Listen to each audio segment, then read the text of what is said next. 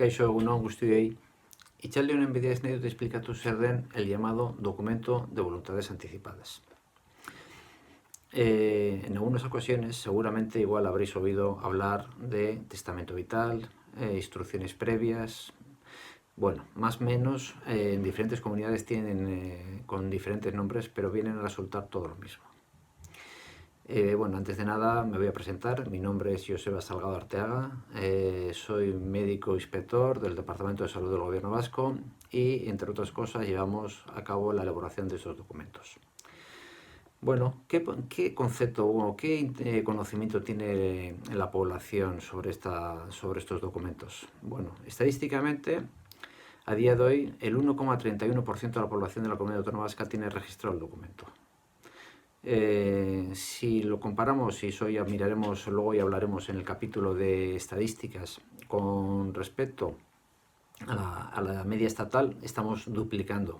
No obstante, yo pienso que es un documento que hay que poner en conocimiento a la población para intentar difundirlo, y por eso uno de los motivos de estas charlas es hacerlo difundir a la población.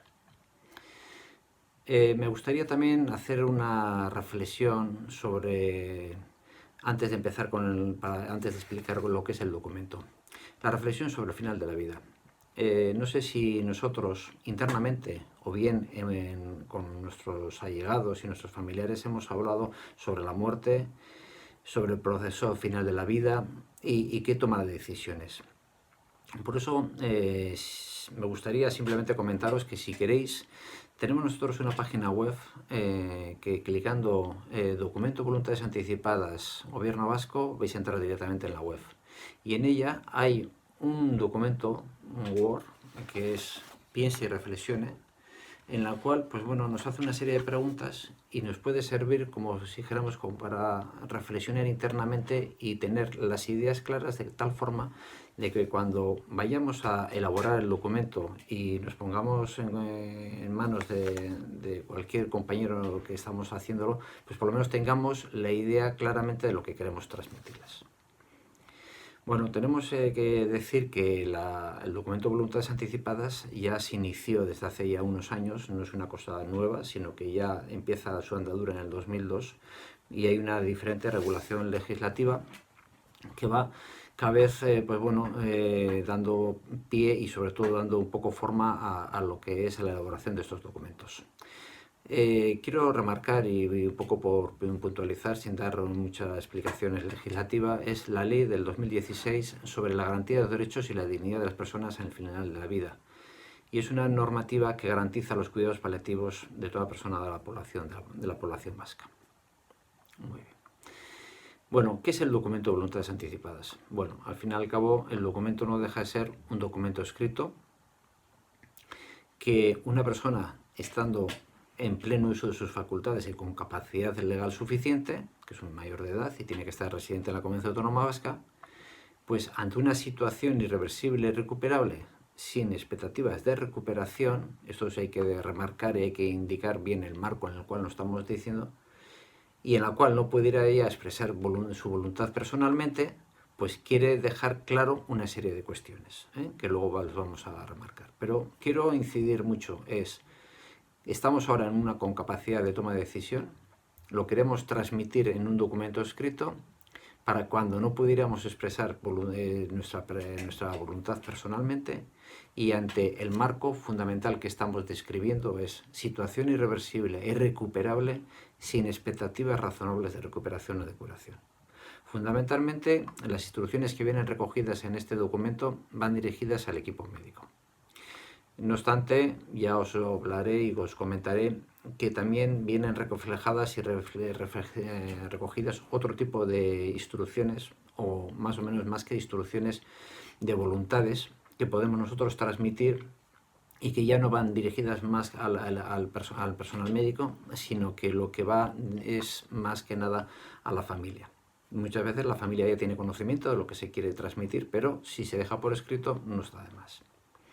El documento, a veces pues solemos decir, ¿es conveniente que aparezca un representante? Pues a veces, pues como su nombre indica, pues bueno, el representante tiene esa función, que es representar, nunca va a modificar el contenido, pero puede ser interesante que aparezca una persona que represente y que en un momento determinado, cuando esa persona no tenga, cuando no pueda la persona tener capacidad para poder decidir, el representante lo que hace es ser el interlocutor con el equipo médico. No es imprescindible y hay mucha gente que no lo quiere poner, vale, no hay ningún problema.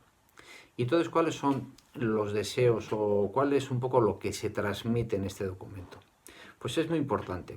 Cuando hemos decidido ya en qué marco estamos hablando, lo que se suele decir fundamentalmente en los deseos más habituales es la renuncia a medidas de soporte vital o cualquier otra situaciones cuando hemos comentado, en esas situaciones de coma irreversible o en situaciones terminales. Es decir, no quiero que me mantengan de forma artificial con una serie de técnicas médicas. Es decir, cuando ya no hay capacidad de posibilidades de recuperación, no quiero alargar de forma artificial. Y por otra parte, lo que sí se quiere es evitar el sufrimiento y el dolor. Y ante esa situación lo que sí se pide es que se autoriza cualquier tipo de sustancia sedante, analgésico, es decir, la sedación terminal, en una palabra.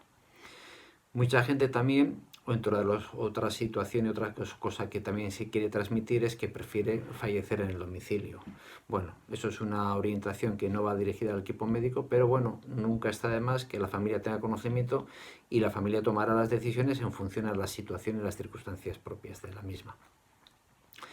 Y luego en el documento también nosotros solemos recoger un apartado que es referente a la eutanasia. La eutanasia, como todos bien sabéis, es una situación que todavía no está legalizada. Es decir, la eutanasia todavía no es legal, está en una fase de elaboración y de debate parlamentario.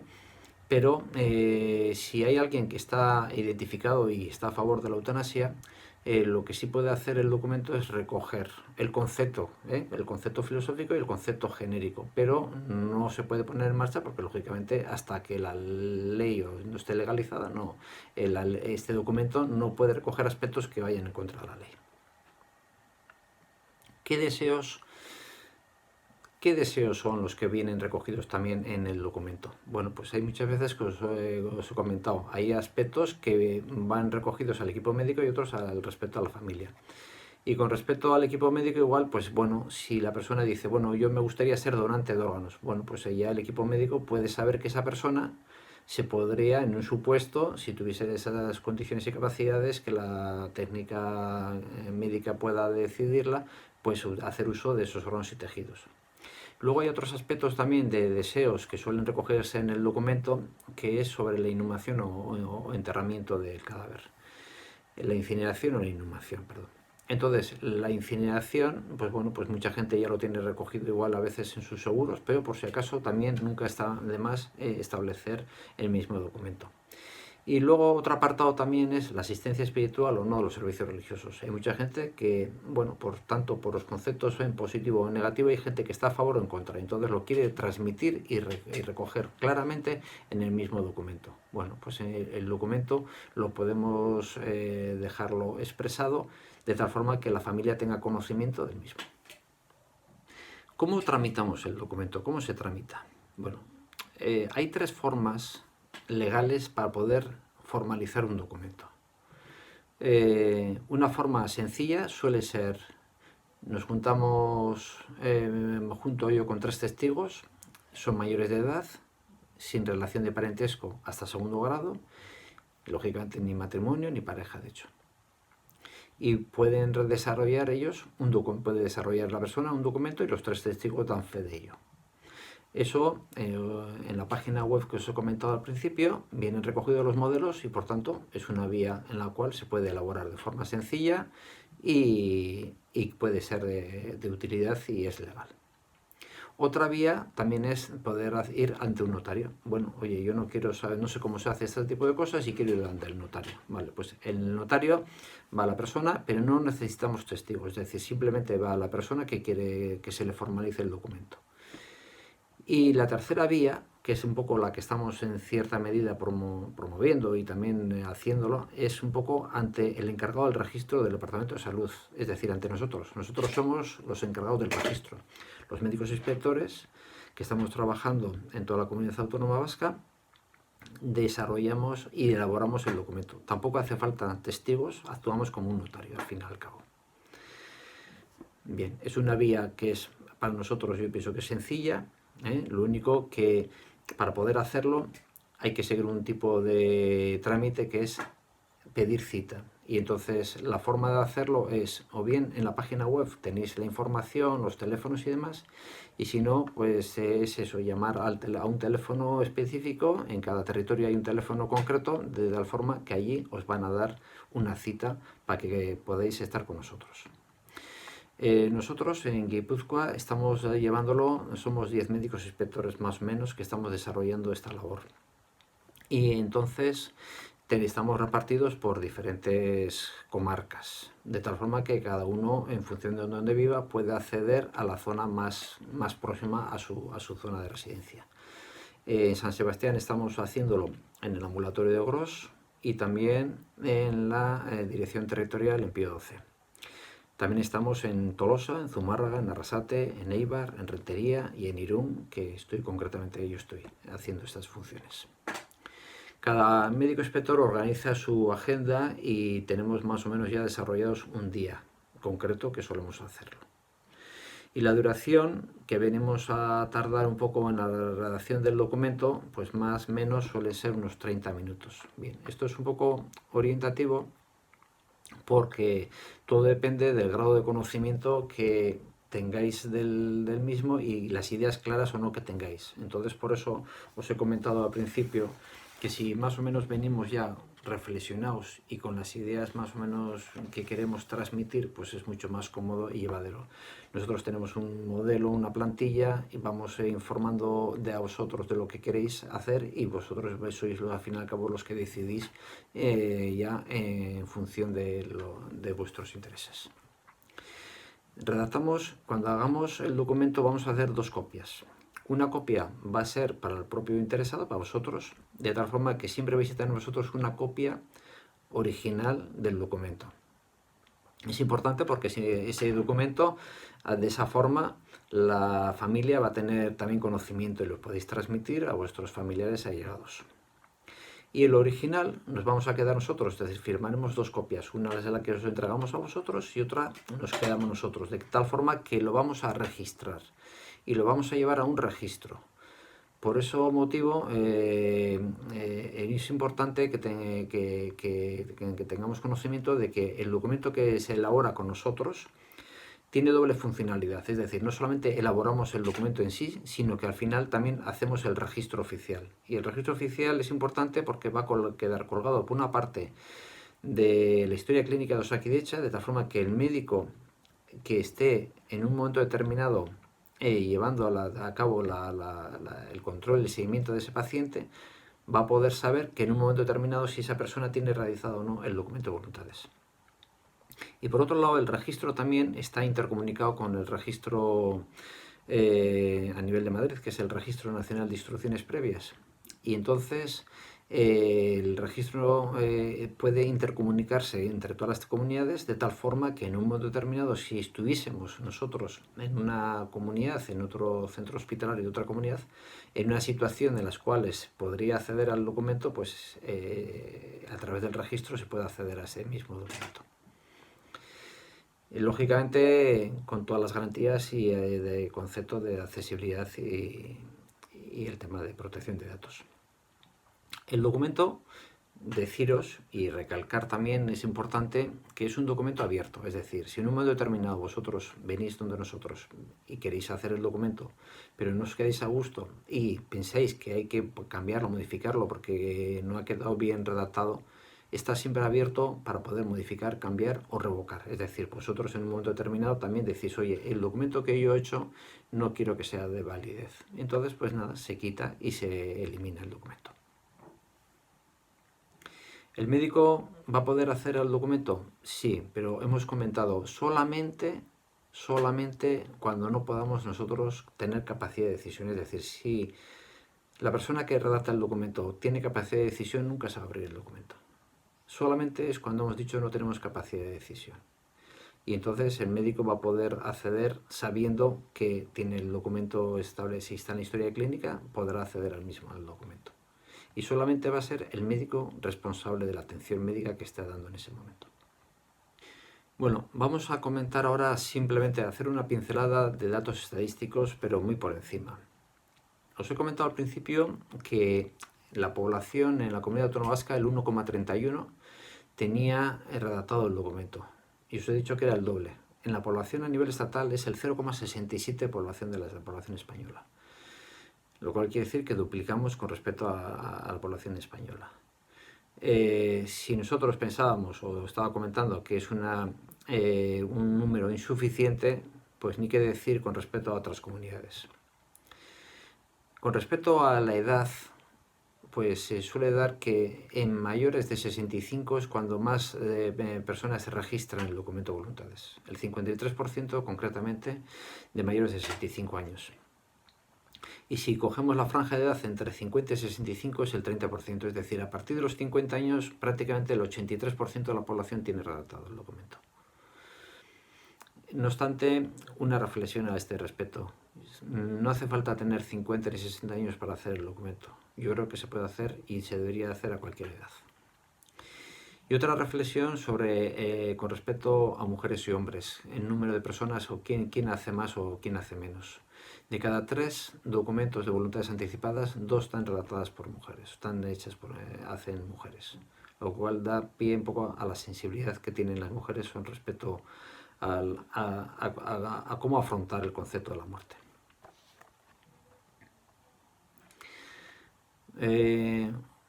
Si miramos un poco el Registro Nacional de Instrucciones Previas a nivel de Madrid, en enero del 2020 sacó las estadísticas y en el País Vasco, por cada 1000 habitantes, estamos nosotros en la franja del 13,15. Es el porcentaje que estamos desarrollando.